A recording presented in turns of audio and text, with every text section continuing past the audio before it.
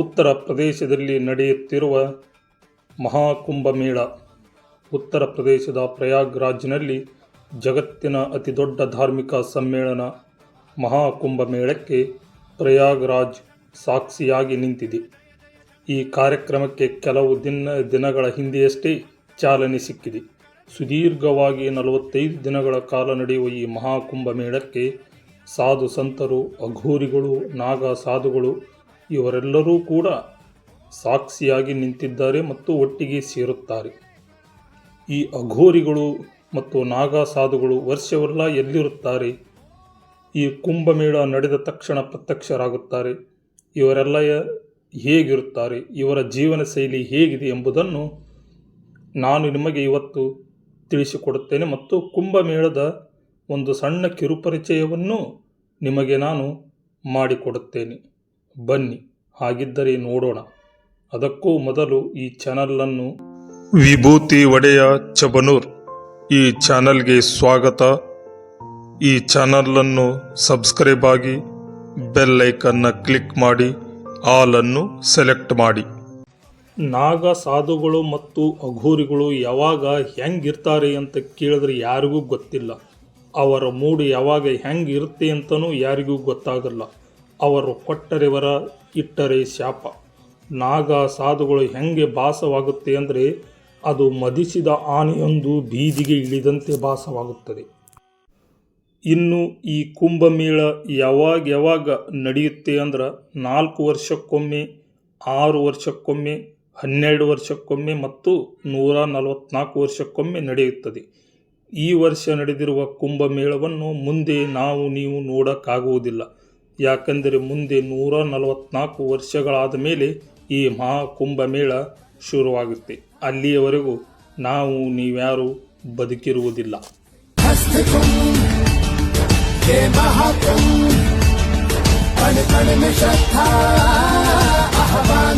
ಇನ್ನು ಈ ಕುಂಭಮೇಳವನ್ನು ಕುಂಭಮೇಳ, ಅರ್ಧ ಕುಂಭಮೇಳ, ಪೂರ್ಣ ಕುಂಭಮೇಳ, ಮಹಾಕುಂಭಮೇಳ ಅಂತ ಮಾಡ್ತಾರೆ.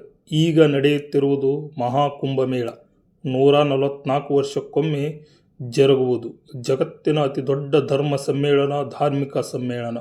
ಅದಕ್ಕೆ ಈ ಕುಂಭಮೇಳವನ್ನು ಇಡೀ ಜಗತ್ತು ವಿಶೇಷವಾಗಿ ನೋಡುತ್ತಿದೆ.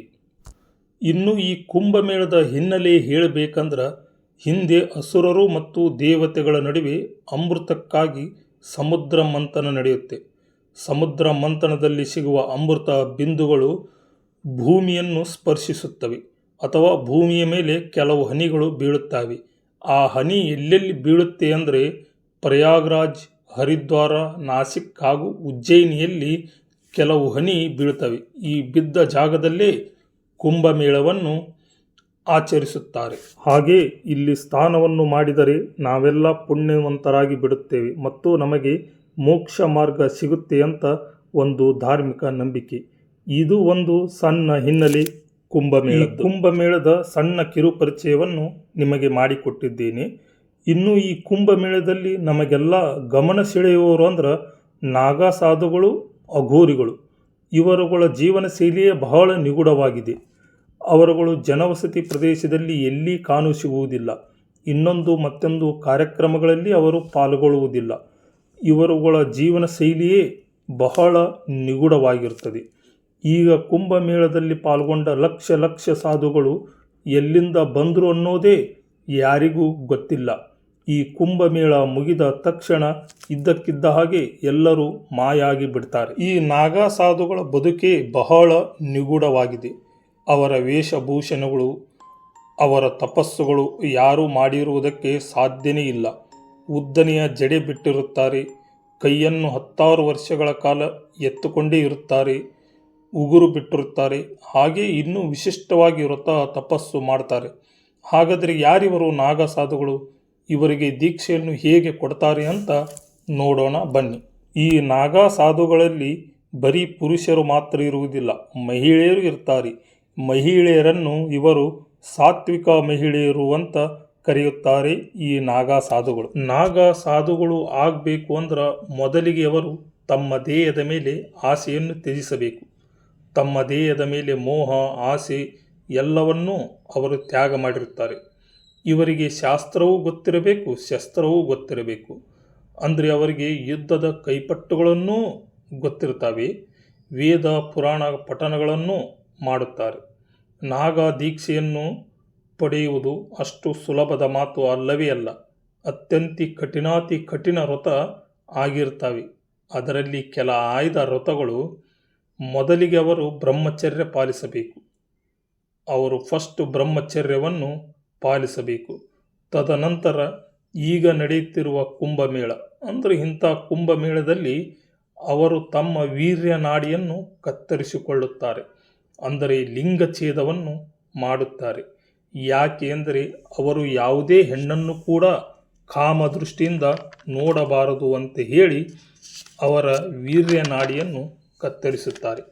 ಹೆಣ್ಣಿನ ಸಹವಾಸ ಮಾಡಬಾರದು, ಹೆಣ್ಣನ್ನು ಬಹಳ ಗೌರವಿತವಾಗಿ ನೋಡಬೇಕು ಅಂತೇಳಿ ಅವರು ತಮ್ಮ ವೀರ್ಯ ನಾಡಿಯನ್ನು ಕತ್ತರಿಸಿಕೊಳ್ಳುತ್ತಾರೆ. ಅಂದರೆ ಅದನ್ನು ಮೂತ್ರ ವಿಸರ್ಜನೆಗೆ ಮಾತ್ರ ಬಳಸಬೇಕು. ಅದರ ಆಚೆಗೆ ಯಾವುದಕ್ಕೂ ಅದನ್ನು ಬಳಸದ ರೀತಿಯಾಗಿ ಮಾಡಲಾಗುತ್ತದೆ. ಈ ರೀತಿ ಮಾಡಿದ ಮೇಲೆ ನಾಗ ಸಾಧುಗಳು ಹೇಳುವ ಪ್ರಕಾರ ಆ ನೋವನ್ನು ತಡೆಯಲು ಬಹಳ ದಿನಗಳವರೆಗೆ ಬೇಕಾಗುತ್ತೆ ಅಂತ ಹೇಳ್ತಾರೆ. ಆ ನೋವನ್ನು ತಡೆಯಲು ಅವರು ಆ ಜಾಗಕ್ಕೆ ಭಸ್ಮವನ್ನು ಹಚ್ಚುತ್ತಾರೆ ಅಂತ ನಾಗ ಸಾಧುಗಳು ಹೇಳಿಕೊಳ್ಳುತ್ತಾರೆ. ಈ ನಾಗ ಸಾಧುಗಳು ಬಹಳ ದಿನ ವರ್ಷಗಳ ಕಾಲ ಗುಹೆಯಲ್ಲೇ ವಾಸ ಮಾಡುತ್ತಾರೆ. ಜನ ಬಿಡದ ಪ್ರದೇಶದಿಂದ ದೂರ ಇದ್ದು, ಜನಗಳದಿಂದ ದೂರ ಇದ್ದು, ಬೆಟ್ಟ ಗುಡ್ಡ ಗುಹೆಗಳಲ್ಲಿ ಅವರು ತಮ್ಮ ತಪಸ್ಸನ್ನು ಆಚರಿಸುತ್ತಾರೆ. ಹೇಗೆ ತಪಸ್ಸು ಮಾಡ್ತಾರೆ ಅಂತ ಹೇಳಿದ್ರೆ, ಒಂಟಿ ಕಾಲಲ್ಲಿ ನಿಂತ್ಕೊಂಡು ತಪಸ್ಸು ಮಾಡ್ತಾರೆ, ಕಾಲ ಮೇಲೆ ತಲೆ ಕೆಳಗೆ ಮಾಡಿಕೊಂಡು ತಪಸ್ಸು ಮಾಡ್ತಾರೆ, ಉಪವಾಸ ಇದ್ಕೊಂಡು ತಪಸ್ಸು ಮಾಡ್ತಾರೆ. ಆ ತಪಸ್ಸುಗಳು ಹೇಳೋದಕ್ಕೆ ಹೋದರೆ ಮೈ ರೋಮಾಂಚನ ಆಗುತ್ತೆ. ಅಂತೆಂಥ ತಪಸ್ಸುಗಳನ್ನು ಈ ನಾಗಾ ಸಾಧುಗಳು ಮಾಡುತ್ತಾರೆ. ಮತ್ತು ನಾಗಾ ಸಾಧುಗಳು ಭಸ್ಮವನ್ನು ಬಹಳ ಪ್ರೀತಿಯಿಂದ ಅವರು ಹಚ್ಚಿಕೊಳ್ಳುತ್ತಾರೆ. ಭಸ್ಮವೇ ಅವರ ಅಲಂಕಾರಿಕ ಪೋಷಣೆಗಳಾಗಿವೆ. ಈ ನಾಗಾ ಸಾಧುಗಳ ಆಹಾರ ಪದ್ಧತಿಯು ಬಹಳ ವಿಚಿತ್ರವಾಗಿದೆ. 7 ಮನೆಗಳಲ್ಲಿ ಇವರು ಭಿಕ್ಷಾಟನೆಯನ್ನು ಮಾಡುತ್ತಾರೆ. 7 ಮನೆಗಳಲ್ಲಿ ಯಾರಾದರೂ ಒಬ್ಬರು ಭಿಕ್ಷೆಯನ್ನು ಹಾಕಿದರೆ ಮಾತ್ರ ಅವರು ಊಟವನ್ನು ಸೇವಿಸುತ್ತಾರೆ. ಇಲ್ಲದಿದ್ದರೆ ಅವರು ಆ ದಿವಸ ಉಪವಾಸ ಮಾಡುತ್ತಾರೆ. ಇವರು ಯಾವುದಾದರೂ ಒಂದು ಟೈಮ್ ಮಾತ್ರ ಊಟವನ್ನು ಸೇವಿಸುತ್ತಾರೆ. ಮಧ್ಯಾಹ್ನ ಆಗಲಿ, ಬೆಳಿಗ್ಗೆ ಆಗಲಿ ಅಥವಾ ರಾತ್ರಿ ಆಗಲಿ, ಯಾವುದಾದರೂ ಒಂದು ಟೈಮ್ ಮಾತ್ರ ಇವರು ಊಟವನ್ನು ಮಾಡುತ್ತಾರೆ. ಮತ್ತು ಇವರಿಗೂ ಗಾಂಜಾಕ್ಕೂ ಅವಿನಾಭಾವ ಸಂಬಂಧ ಇದೆ. ಇವರು ಗಾಂಜಾವನ್ನು ದೇವರ ರೂಪದಲ್ಲಿ ಸೇವನೆಯನ್ನು ಮಾಡುತ್ತಾರೆ. ದೇವರಿಗೂ ಮತ್ತು ನಾಗಾ ಸಾಧುಗಳಿಗೂ ಈ ಗಾಂಜಾ ಕನೆಕ್ಟ್ ಆಗುತ್ತೆ ಅಂತ ಈ ನಾಗಾ ಸಾಧುಗಳು ನಂಬಿಕೊಂಡಿದ್ದಾರೆ. ಈ ನಾಗಾ ಸಾಧುಗಳ ಗುರು ಯಾರು ಅಂದ್ರೆ ಗುರು ದತ್ತಾತ್ರೇಯರು ಈ ನಾಗಾ ಸಾಧುಗಳ ಗುರುಗಳಾಗಿರುತ್ತಾರೆ. ಇದು ಈ ನಾಗಾ ಸಾಧುಗಳ ಜೀವನ ಶೈಲಿಯಾಗಿದೆ. ನಾಗಾ ಸಾಧುಗಳು ಅತ್ಯಂತ ಕಠಿಣಾತಿ ಕಠಿಣ ವ್ರತಗಳನ್ನು ಆಚರಿಸುತ್ತಾರೆ. ನಾಗಾ ಸಾಧುಗಳು ಬಹಳ ದಿನ ಗುಹೆಗಳಲ್ಲಿ ಮತ್ತು ಜನನಿ ಬೀಡ ಪ್ರದೇಶದಿಂದ ದೂರವೇ ಇರುತ್ತಾರೆ. ಇದು ಈ ನಾಗಾ ಸಾಧುಗಳ ಕಿರು ಪರಿಚಯ. ಇನ್ನು ಈ ಪ್ರಯಾಗ್ರಾಜ್ ಕುಂಭಮೇಳ ನಡೆಯುತ್ತಿದೆಯಲ್ಲ, ಇಲ್ಲಿ ನಾಗಾ ಸಾಧುಗಳನ್ನು ನೋಡಲೆಂದೇ ಬಹಳ ದೂರದಿಂದ ಜನಗಳು ಬರುತ್ತಿರುತ್ತಾರೆ. ನಾಗಾ ಸಾಧುಗಳ ಒಂದೊಂದು ನೃತ್ಯವು ಪರಮಾತ್ಮನೇ ಭೂಲೋಕಕ್ಕೆ ಬಂದು ಕುಣಿಯುತ್ತಿದ್ದಾನೇನೋ ಅಂತ ಭಾಸವಾಗುತ್ತದೆ. ಈಗ ನಡೆಯುತ್ತಿರುವ ಪ್ರಯಾಗ್ರಾಜ್ನಲ್ಲಿ ನಡೆಯುತ್ತಿರುವ ಕುಂಭಮೇಳ ಮುಂದೆ ನೋಡಲು ನೀವ್ಯಾರು ಇರುವುದಕ್ಕೆ ಸಾಧ್ಯತೆ ಬಹಳ ಕಡಿಮೆ ಇದೆ. ಯಾಕೆಂದರೆ ಈ ಕುಂಭಮೇಳ ಇಲ್ಲಿಂದ ಮುಂದೆ 144 ವರ್ಷಗಳ ನಂತರವೇ ಇದು ಶುರುವಾಗುತ್ತದೆ. 144 ವರ್ಷಗಳಿಗೊಮ್ಮೆ ಈ ಕುಂಭಮೇಳ ನಡೆಯುತ್ತದೆ. ಇದಕ್ಕೆ ಮಹಾಕುಂಭಮೇಳವೆಂದು ಕರೆಯುತ್ತಾರೆ. ಇದು ಸ್ನೇಹಿತರೆ ಕುಂಭಮೇಳದ ಒಂದು ಕಿರು ಪರಿಚಯ.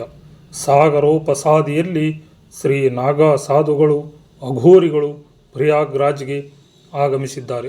ಇವರನ್ನು ಕಣ್ತುಂಬಿಕೊಳ್ಳುವುದೇ ಒಂದು ಹಬ್ಬ. ಈ ನಾಗಾ ಸಾಧುಗಳ ಅವರ ಕಿರು ಪರಿಚಯವನ್ನು ನಿಮ್ಮ ಮುಂದೆ ತಂದಿದ್ದೇನೆ. ಏನಾದರೂ ತಪ್ಪಿದ್ದಲ್ಲಿ ಕ್ಷಮಿಸಿ ಮತ್ತು ಕಮೆಂಟ್ ಬಾಕ್ಸಲ್ಲಿ ಕಮೆಂಟ್ ಮಾಡಿ. ಎಲ್ಲರಿಗೂ ತುಂಬು ಹೃದಯದ ಧನ್ಯವಾದಗಳು. ಹರ ಹರ ಮಹಾದೇವ್.